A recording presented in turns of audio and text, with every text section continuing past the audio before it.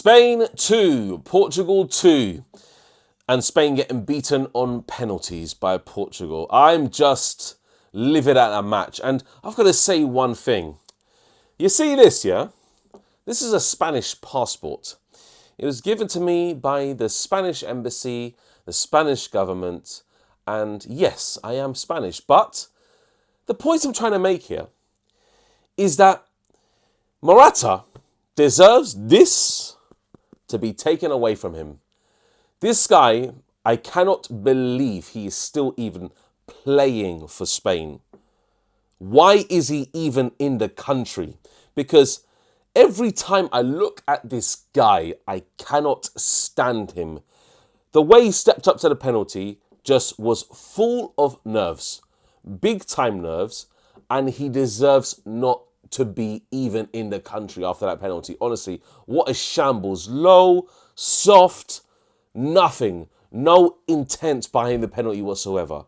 But, bar aside that, Portugal played really well. I've got to admit. They stopped our main threat. Our main player, YAMAL, was absolutely pocketed by NUNO MENDES time and time and time again. And even to the case that NUNO MENDES absolutely burned YAMAL time and time and time again. YAMAL didn't even know what to do on his defensive duties at times, where NUNO MENDES was consistently a threat. Rafael Leao, when he came on, was consistently a threat. And on that side, obviously, I saw De La Fuente put Pedro Porro on because he thought he was going to be able to handle him. Not a chance. NUNO MENDES was probably the man of the match for Portugal. And for me, when I look at Portugal and I look at one guy, oh God, Ronaldo.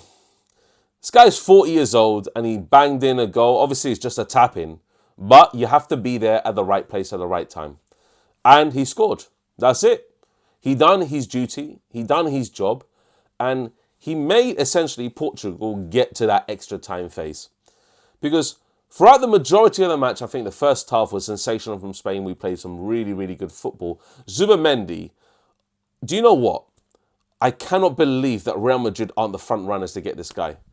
Zubimendi, time and time again, was breaking that midfield block, just running through it consistently. And you see the qualities that he can bring. He doesn't just pass for the sake of it. He likes to drive forward, create spaces, create opportunities, be in those pockets at times. And when you saw Vitinha also on Portugal's side, the same thing. Just trying to drive through or drop a little bit deeper, receive the ball from the defenders, have time and space to pick out his man, whether it be left or right. So today was an exhibition of class footballers from specific teams, Barcelona, PSG, obviously Real Sociedad, Real Madrid. Huijsen played absolutely fantastic. Some of the passes he was doing, honestly, there's a bright future for this guy, honestly, at Real Madrid. He was super direct, picked up the ball, lasered it through the midfield at times. And honestly, such a great showpiece for a Nation League final. A final of a tournament that nobody really was excited about on its inception. But you saw today why the Nations League final is there instead of meaningless friendlies. Meaningless friendlies that people don't really want to see. So a good exhibition between Spain and Portugal today. And you know what? Congratulations to Portugal. They did exceptionally well. Obviously, there were two Spanish managers on either side, and one of them got the better of the other one. Simple as. And there's certain players on the pitch, obviously, like I mentioned before, NUNO MENDES, man of the match, really good, really just direct, running at the defence consistently. And we didn't really have someone like that. Yes, Nico Williams was good in certain parts. Obviously, when he picked up the ball, especially in transition, quickly trying to break that Portugal defence barrier. But I think overall, Portugal were just much more solid in terms of how they defended. When Portugal were attacking, Spain always looked frail. They always looked weak at the back. They always looked timid. And I think with big presence, tall figures, very physical-minded individuals, and really just showing a persistence to break Spain's defence, including NUNO MENDES, Leao, all these different types of players. I think they did deserve to win it, regardless of the outcome, regardless of the penalty shootout, whatever. And they showed qualities in certain areas that Spain didn't. Like, for example, they looked always a threat from set pieces, or they looked a threat from crosses, when Spain really don't have that until we brought Marino on. Marino pretty much the only aerial threat that we had. Morata, dare I say it, an aerial threat, but did absolutely nothing. Obviously, he only had 10 minutes, but every time he comes on, he just looks a shambles. I don't even want to speak on Morata because he's just that bad. He is. I don't like him at all. But you know what? Spain set up to pass the ball, to play good possession football, to break in between the lines, create opportunities, a lot of opportunities, and they did so. But honestly, it was just really down to fine margins, and Portugal got over the line. Now, there's certain players, obviously, I mentioned in this video, and one of them I really want to talk on is Huijsen, because, or Hausen, or however you want to pronounce it. Now, I think him, in terms of his defensive attributes, really good. Really, really good. And as a Real Madrid fan, is something that I really wanted to touch on this video, because he knows how to be a ball-playing centre-back. Pause. A really good one at that. When he has the ball, he looks very much in control, doesn't stutter, doesn't really, falter in terms of his movement, how he tries to bring the ball out, how he tries to link up with other defenders, how he's really close-knit with, obviously, the midfielders as well, trying to, create passing movement, passing interchanges. And that's what I really want to see from a really good defender as well. Especially in the modern game, you need to see this from the defender. You need to see someone who is going to bring those attributes. And he done really exceptionally well today. I think he was really, really good. And I think, I mentioned it already, but Zubamendi not going to Real Madrid is a massive miss, I think. It's a massive miss. There's talks of him being hijacked, as the media like to say it. But I don't think he will be. I think he's going to be an Arsenal player at the end of the day. And he is a player that I really like to see on the pitch, honestly. Because, as usual from today, and not just today, we watch Sociedad, we watch Spain multiple times as well when he does play there, when Rodri's not there in that case. And I think he just brings a certain element of just style and class and calmness, composure in the midfield, where he just likes to build up the play or dictate it himself, or try to create an opportunity, or just really just be intense with his passing movement. So that's what Zubamendi brings. And if people don't see that, if Real Madrid fans don't see that, then you're clearly mistaken, because he is a player that we should have in this midfield. Yes, we're going for Stiller. Yes, we're going for other players, but I think Zubamendi is absolutely class, and he should be a Real Madrid player.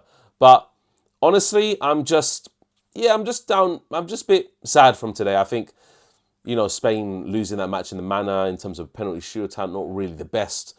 But you know what, they did perform decently well. They didn't really go all out, for example, in terms of their attacking prowess and what they really could bring to the table. And I think De La Fuente was just slightly bit annoyed at that. You saw him getting very animated, especially in that extra time. When you watch him on the TV and he's in that huddle and he's getting really animated, he's frustrated because Spain are not playing the way they're playing. Sometimes the passing was a bit too lethargic, sometimes the build-up. Obviously, Portugal were trying to press. You saw in the second half when they stepped out onto the pitch, they literally brought the whole team up. And that's why Portugal stifled Spain in terms of how they're trying to bring out the play, how they're trying to pass out of the press. And I think Spain had trouble there, very much trouble there. And you saw several times when a player like NUNO MENDES or a player like Vitinha would cut out or intercept a pass, and then they would instantly have an attacking opportunity. And that's where I saw that Portugal had the upper hand, because Spain didn't really press, let's say. They didn't. What they did was they controlled the ball well. They tried to create opportunities, but you saw Portugal, we're having more attack with intent. That's what I was saying. As soon as they got the ball, they were driving forward straight. When YAMAL had the ball, he was consistently looking backwards. He wasn't looking forwards. Sometimes he had the opportunity to go forwards, but I think NUNO MENDES too quick, too physical at times. And I think, you know what? NUNO MENDES would have been a player that I would have loved to see at Real Madrid instead of Carreras. I think NUNO MENDES is really quick, really physical. Not just this match, but we've seen him. We've seen him play, guys. And I think him, and then when they brought Semedo on also, that obviously on each wing was excellent for Portugal. And I think they deserve to win the match, obviously. But Northside, congratulations, bro. Congratulations, you won the Nations League. Great stuff. Now, obviously, let's see how the next international tournament plays out. And it's been a very exciting Nations League, actually. I liked this one. Really liked it. Four quality teams in the semi-finals. 2 quality teams in the finals. Very good matches. And this is what the Nations League is all about. Like I said, no meaningless friendlies. Just quality football on showcase for you guys. But guys, we are next on to the Club World Cup just round the corner. I'm excited for this. Guys, take care. Adios. Well, a la Madrid, nada más. Viva España. And we'll see you next time. Take care.